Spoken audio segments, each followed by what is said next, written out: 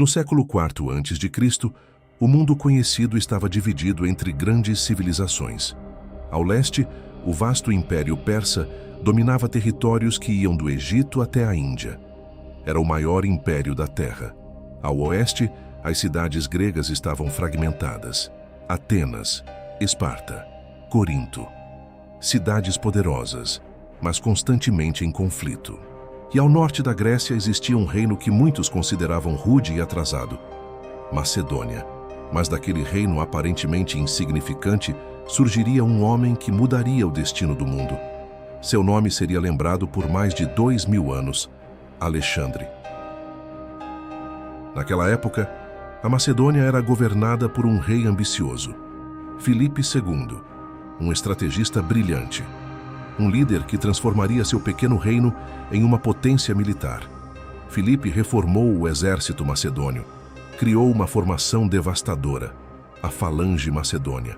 Soldados armados com lanças gigantes chamadas sarissas, mais longas do que qualquer arma usada pelos exércitos gregos. Disciplina, estratégia, treinamento constante. Sob o comando de Filipe, a Macedônia começou a conquistar seus vizinhos. No ano 356 a.C., um evento extraordinário aconteceu. Na capital macedônia, Pela, nasceu o filho do rei, Alexandre. Dizem que naquela mesma noite, um grande templo da deusa Ártemis, em Éfeso, foi destruído por um incêndio. Alguns acreditaram que aquilo era um presságio, um sinal de que algo grandioso estava começando. A mãe de Alexandre, a rainha Olímpia, acreditava profundamente em sinais divinos. Ela dizia que seu filho estava destinado à grandeza, talvez até à imortalidade. Alexandre cresceu em um ambiente muito diferente do que a maioria das crianças conhecia. Seu pai estava constantemente em guerra. O palácio real era frequentado por generais, soldados e estrategistas. Desde pequeno, Alexandre observava mapas, campanhas militares, treinamentos do exército. Enquanto outras crianças brincavam, o jovem príncipe estudava batalhas. Mesmo jovem, Alexandre demonstrava algo incomum: coragem, curiosidade e ambição. Generais da Macedônia já comentavam que o príncipe tinha o espírito de um líder, mas ninguém poderia imaginar o que estava por vir. Em poucos anos, aquele jovem príncipe começaria uma jornada que o levaria a conquistar um império maior do que qualquer outro na história. Quando Alexandre tinha cerca de 13 anos, o rei Filipe decidiu que seu filho precisava de algo além do treinamento militar. Ele precisava de uma mente preparada para governar.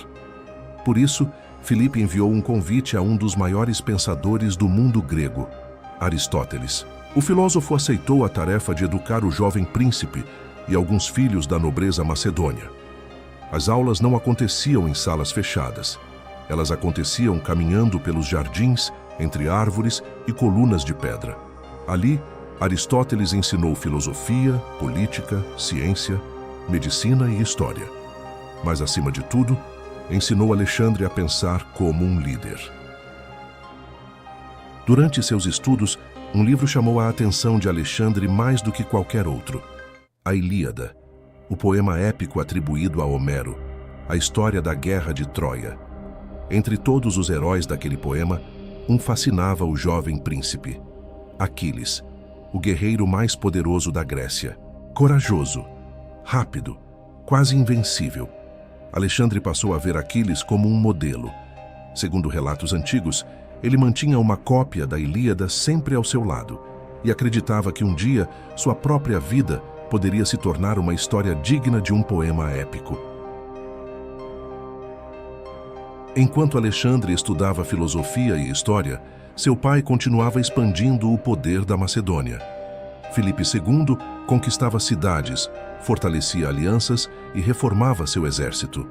A Falange Macedônia se tornava uma das formações militares mais eficientes da antiguidade.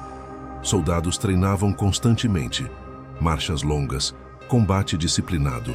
Cada homem dependia do escudo do companheiro ao lado. Alexandre observava tudo. Ele aprendia não apenas com Aristóteles, mas também com os campos de batalha de seu pai. Aos poucos, Alexandre começou a participar mais diretamente da vida política da Macedônia. Ele acompanhava reuniões com generais, assistia a discussões estratégicas, observava decisões difíceis sendo tomadas. Seu pai queria que ele entendesse algo fundamental. Um rei não governa apenas com força. Ele governa com estratégia, com alianças e com visão de longo prazo. Essas lições moldariam o jovem príncipe. Com apenas 16 anos, Alexandre recebeu uma responsabilidade inesperada. Seu pai partiu em campanha militar e deixou o jovem príncipe como regente da Macedônia. Era a primeira vez que Alexandre governava sozinho. Pouco depois, uma tribo rebelde ameaçou a fronteira do reino. Alexandre reuniu tropas, marchou contra os rebeldes e venceu sua primeira batalha.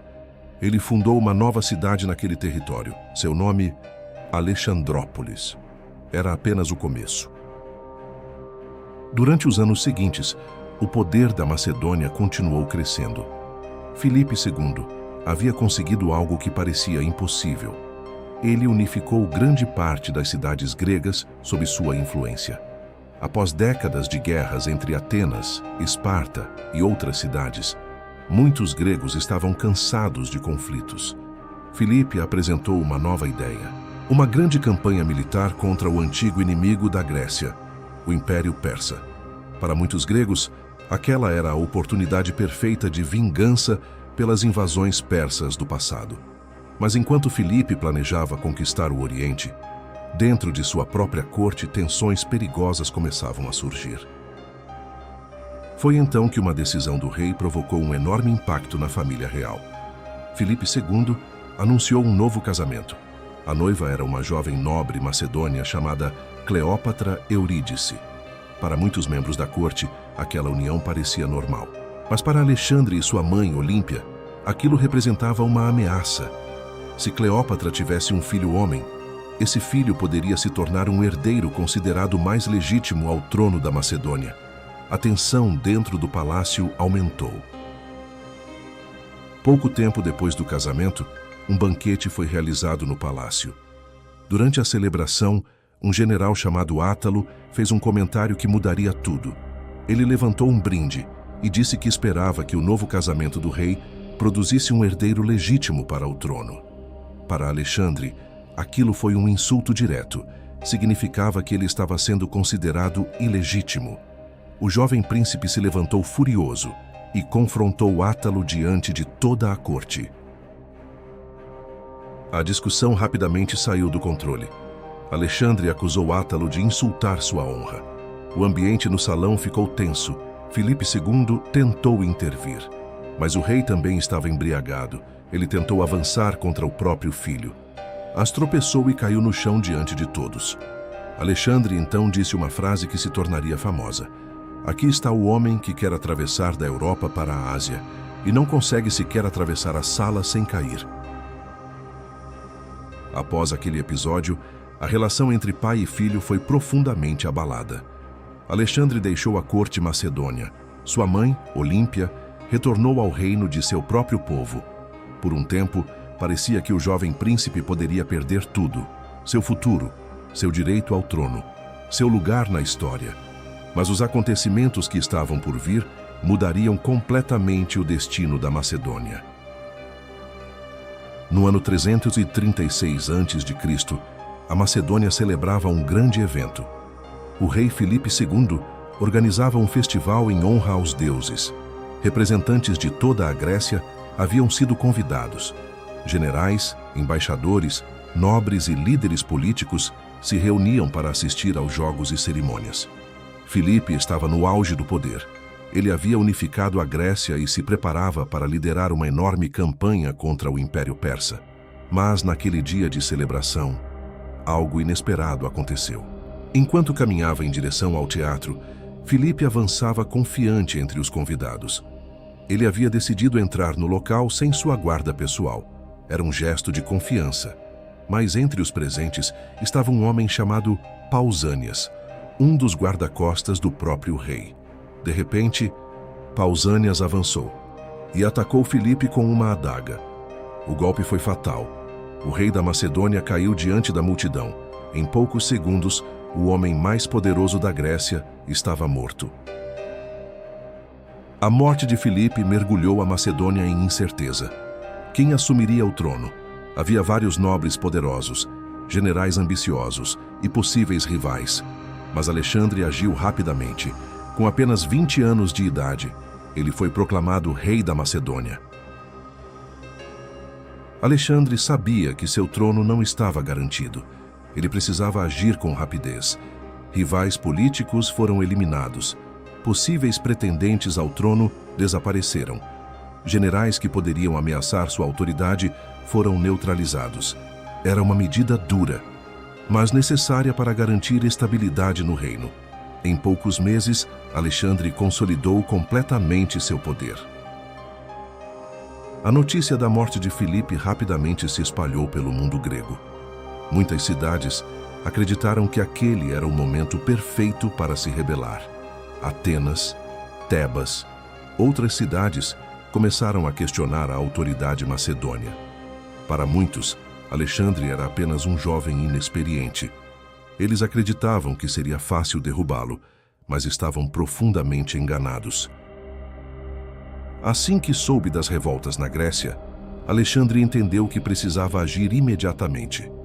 Se demonstrasse qualquer fraqueza, todo o sistema de alianças criado por seu pai poderia desmoronar. Cidades inteiras poderiam se rebelar. Exércitos poderiam se unir contra ele.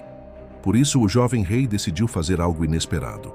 Ele marcharia rapidamente através da Grécia, com velocidade e força. Em poucos dias, Alexandre conduziu o exército macedônio através das montanhas e planícies do norte da Grécia. Sua marcha foi tão rápida que muitas cidades ficaram em choque ao saber que ele já estava próximo de suas muralhas. Quando Alexandre chegou às primeiras cidades rebeldes, algo surpreendente aconteceu. Ao ver o exército macedônio já diante de suas muralhas, muitas cidades mudaram imediatamente de posição. Elas enviaram emissários, prometeram lealdade, reconheceram Alexandre como o novo líder da Grécia. Mas uma cidade se recusou a ceder: Tebas, uma das cidades mais antigas e orgulhosas do mundo grego. Tebas acreditava que Alexandre não teria coragem de destruir uma cidade tão importante. Eles esperavam que outras cidades gregas se levantassem para ajudá-los, mas isso não aconteceu. Em vez disso, Alexandre cercou a cidade. Seus engenheiros militares começaram a preparar máquinas de cerco, torres móveis, arietes, catapultas. O exército macedônio estava preparado para um ataque completo. Quando o ataque começou, a batalha foi brutal. Soldados macedônios avançaram pelas brechas abertas nas muralhas. As ruas da cidade se transformaram em campos de batalha. Apesar da coragem dos defensores, Tebas não conseguiu resistir por muito tempo. A cidade caiu. E Alexandre tomou uma decisão que chocaria o mundo grego. Após a vitória, Alexandre ordenou que grande parte da cidade fosse destruída. Casas foram derrubadas. Muralhas foram demolidas. A antiga cidade de Tebas praticamente desapareceu. A decisão foi dura, mas tinha um objetivo claro: enviar uma mensagem para toda a Grécia. A mensagem era simples: o novo rei da Macedônia não era um governante fraco. Ele era um líder disposto a agir com força absoluta. Depois da destruição de Tebas, nenhuma cidade grega ousou se rebelar novamente. Antes de morrer, Filipe II tinha um grande objetivo: invadir o Império Persa. Ele havia unificado a Grécia com esse propósito, criado alianças, preparado exércitos, planejado cada detalhe da campanha, mas nunca teve a chance de executá-la. Agora esse sonho passava para seu filho, Alexandre. O jovem rei não apenas herdou o plano, ele decidiu levá-lo ainda mais longe. Alexandre reuniu um exército impressionante, cerca de 40.000 homens, macedônios, gregos, aliados, soldados experientes, treinados sob o comando de Filipe. A base do exército era a Falange Macedônia, homens armados com longas lanças, disciplinados, quase impossíveis de quebrar. Mas Alexandre também possuía algo que poucos líderes tinham: uma cavalaria de elite, os companheiros, guerreiros montados que lutavam ao lado do próprio rei. Era uma força rápida, precisa e devastadora. No ano 334 a.C., Alexandre iniciou sua campanha. Ele marchou em direção ao Helesponto, o estreito que separava a Europa da Ásia. Atravessar aquele ponto significava algo simbólico. Era o início de uma guerra contra o maior império do mundo. Quando chegou à costa, Alexandre fez algo marcante. Ele lançou uma lança em direção ao território asiático. Era um gesto simbólico, como se estivesse reclamando aquelas terras como suas. Após atravessar o Helesponto, Alexandre fez uma parada inesperada.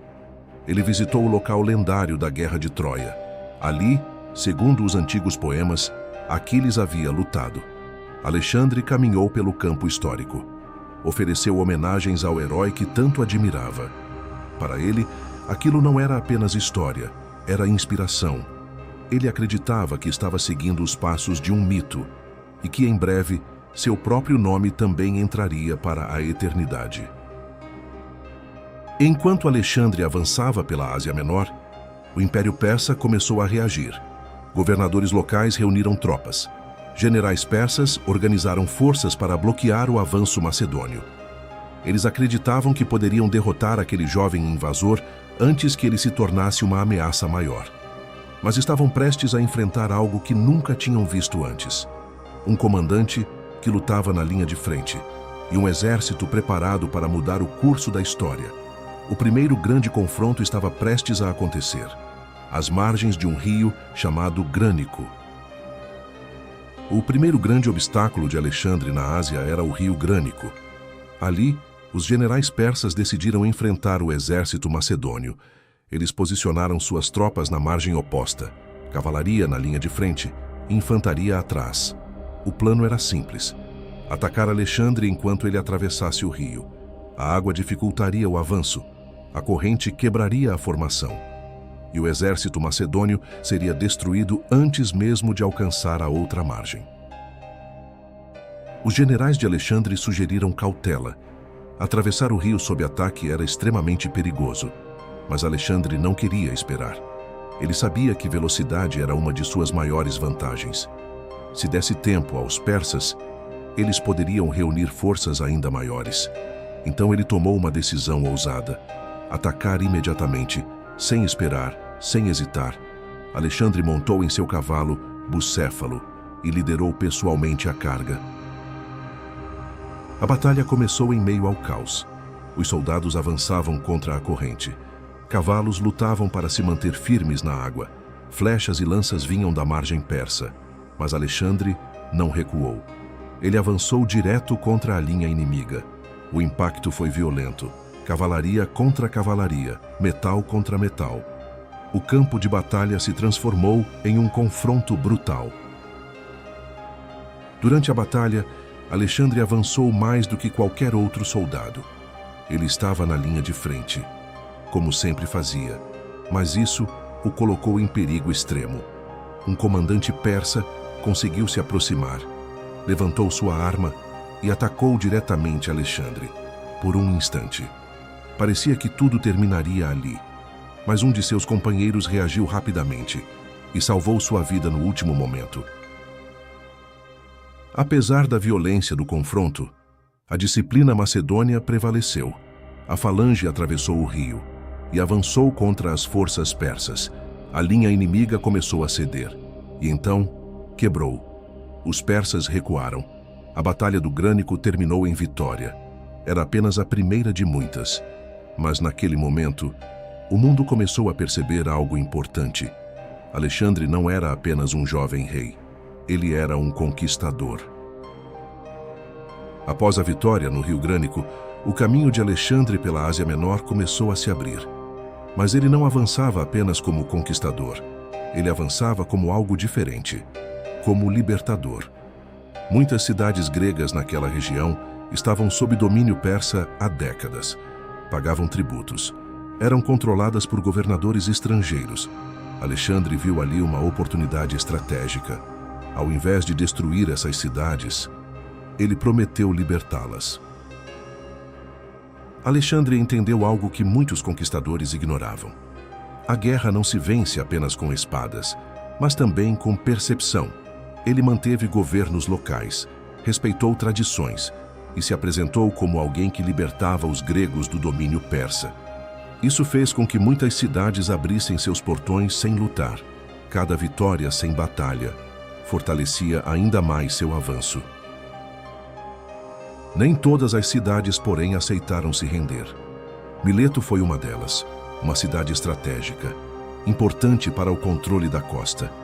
Ali, Alexandre enfrentou resistência, mas novamente sua estratégia falou mais alto. Ele bloqueou o acesso pelo mar, cortou reforços e forçou a rendição da cidade. Era mais uma vitória, mais um passo em direção ao coração do Império Persa. Cada cidade conquistada enviava uma mensagem clara ao mundo. Alexandre não era apenas um general. Ele era um estrategista político. Ele sabia quando lutar e quando poupar. Sabia quando destruir e quando conquistar sem derramar sangue. Essa combinação o tornava algo raro, um comandante completo. Enquanto Alexandre avançava pela Ásia, o Império Persa começava a reagir de forma mais séria. Desta vez, não seriam apenas governadores locais. O próprio rei da Pérsia entraria em cena, Dário III, o governante do maior império do mundo. E ele estava determinado a parar Alexandre. O próximo encontro não seria apenas uma batalha, seria um confronto entre reis. Enquanto Alexandre avançava pela Ásia Menor, o rei da Pérsia finalmente decidiu agir. Dário III não era apenas um governante qualquer. Ele comandava o maior império da Terra. Milhões de súditos, exércitos gigantescos, recursos praticamente ilimitados. Até aquele momento, ele havia observado o avanço macedônio à distância. Mas agora a ameaça era real. Alexandre estava cada vez mais próximo do coração do império, e Dário sabia que não poderia ignorá-lo por mais tempo. Era hora de enfrentar o invasor. De um lado, Alexandre, um jovem rei com um exército pequeno, mas altamente disciplinado. Do outro, Dário, com uma força muito maior, mas menos coesa. Os dois exércitos marchavam em direção um ao outro. Montanhas, planícies, cidades sendo abandonadas. A população observava com medo. Algo grande estava prestes a acontecer. Não era apenas uma batalha. Era um confronto entre dois mundos. O encontro aconteceu próximo à cidade de Isso. O terreno era estreito, cercado por montanhas e o mar. Aquilo mudou tudo. Dário tinha vantagem numérica, mas não conseguiria usar todo o seu exército ao mesmo tempo. Sem perceber, ele havia escolhido um campo de batalha que favorecia Alexandre. Quando a batalha começou, o choque foi imediato. A falange macedônia avançou com disciplina, escudos firmes, lanças apontadas. Enquanto isso, Alexandre liderava a cavalaria no flanco, sempre na linha de frente, sempre no ponto mais perigoso.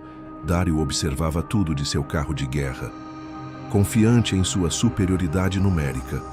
Mas a batalha não seguiria como ele esperava. Em determinado momento da batalha, Alexandre viu uma oportunidade. Ele avançou diretamente em direção ao centro do exército persa, em direção ao próprio Dário. O ataque foi rápido, preciso, devastador. A linha persa começou a quebrar. E então, algo inesperado aconteceu. Dário III fugiu do campo de batalha. O rei mais poderoso do mundo abandonava seu exército. E naquele instante, a vitória estava decidida. Após a batalha de Isso, o campo estava silencioso, mas a vitória de Alexandre não havia terminado. Entre os capturados estavam pessoas extremamente importantes: a mãe de Dário, sua esposa, seus filhos. A família do rei da Pérsia havia sido deixada para trás durante a fuga. Era uma situação delicada. Na história antiga, famílias reais capturadas muitas vezes eram tratadas com brutalidade. Mas Alexandre fez algo inesperado. Ele ordenou que fossem tratados com respeito, como realeza. Era um gesto político. mas também revelava algo sobre sua visão de poder. Ele não queria apenas conquistar, queria governar. Ao tratar a família de Dário com respeito, Alexandre enviava uma mensagem clara. Ele não era apenas um invasor, ele era um governante. Ele começou a adotar costumes persas, vestimentas, cerimônias, protocolos. Isso gerou desconforto entre seus próprios homens. Muitos macedônios acreditavam que ele estava mudando demais, mas Alexandre enxergava além. Ele queria unir dois mundos, Grécia e Pérsia, sob um único império. Após a vitória em isso, Alexandre não perseguiu Dário imediatamente. Em vez disso, ele tomou uma decisão estratégica: marchar para o sul, em direção ao Mediterrâneo. Seu objetivo era claro: controlar a costa, eliminar a marinha persa. Sem portos, o Império Persa perderia sua capacidade de atacar pelo mar. Era uma jogada inteligente, paciente e extremamente eficaz. No caminho, havia uma cidade que não poderia ser ignorada: Tiro, uma ilha fortificada, cercada pelo mar, com muralhas altas e praticamente intransponíveis. Era considerada impossível de conquistar. Muitos exércitos haviam tentado e falhado, mas Alexandre não aceitava limites. Alexandre exigiu entrar na cidade, mas foi recusado. Os líderes de Tiro acreditavam que estavam seguros, protegidos pelo mar. Mas Alexandre tomou uma decisão surpreendente. Se não podia chegar à cidade, ele levaria a terra até ela. O cerco de Tiro estava prestes a começar e se tornaria um dos maiores feitos da engenharia militar da antiguidade. O cerco de Tiro começou de forma improvável. A cidade estava protegida pelo mar. Suas muralhas eram altas e seus habitantes confiavam que nenhum exército poderia alcançá-los. Mas Alexandre pensava diferente. Se não podia atacar pelo mar, atacaria pela terra. E então ordenou algo impensável: construir uma estrada diretamente até a ilha. Os habitantes de Tiro não ficaram parados. Eles atacavam constantemente a construção. Navios surgiam do nada. Flechas incendiárias cruzavam o céu. As máquinas macedônias eram destruídas. O avanço era lento, difícil. Mas Alexandre não recuava. Cada obstáculo apenas reforçava sua determinação. Após meses de resistência, Alexandre tomou outra decisão estratégica. Ele reuniu navios de cidades conquistadas, criou uma frota, cercou Tiro pelo mar. Agora, a cidade estava completamente isolada, sem saída, sem reforços. O cerco estava completo. Após 7 meses de cerco, o ataque final começou. As muralhas foram quebradas. Os soldados avançaram. A cidade caiu. Uma das fortalezas mais difíceis do mundo havia sido conquistada. Mais uma vez, Alexandre havia feito o impossível. Com Tiro conquistada, o caminho para o Egito estava aberto. Diferente de outras regiões, o Egito não resistiu.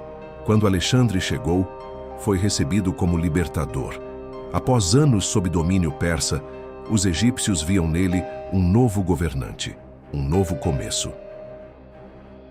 No Egito, Alexandre recebeu um novo título: Faraó. Ele não era apenas um conquistador estrangeiro. Agora era visto como um governante divino. Ele respeitou os deuses locais, participou de rituais e consolidou seu poder sem precisar lutar. Mas Alexandre queria mais. Ele viajou pelo deserto até um lugar isolado, o Oráculo de Silwa. Ali, sacerdotes afirmavam se comunicar com os deuses. O que foi dito naquele encontro permanece um mistério. Mas, ao sair do templo, Alexandre parecia diferente. Alguns acreditavam que ele havia sido declarado filho de um deus. Após deixar o Egito, Alexandre não era mais apenas um rei. Ele era algo maior, um líder que acreditava ter um destino, um homem convencido de que estava destinado a conquistar o mundo. E à sua frente, ainda existia o maior desafio: Dário III, o rei que havia fugido. mas que agora preparava seu exército para um confronto final. O mundo antigo observava. De um lado, o maior império da história. Do outro, um jovem rei que nunca havia perdido uma batalha. O próximo confronto decidiria tudo. Não haveria mais fuga. Não haveria mais recuo. A próxima batalha definiria quem governaria o mundo. Ele já havia vencido batalhas impossíveis, derrubado cidades consideradas invencíveis e conquistado territórios além de qualquer expectativa. Mas seu maior desafio ainda estava por vir, porque à frente estava o Império Persa e uma batalha que mudaria a história para sempre.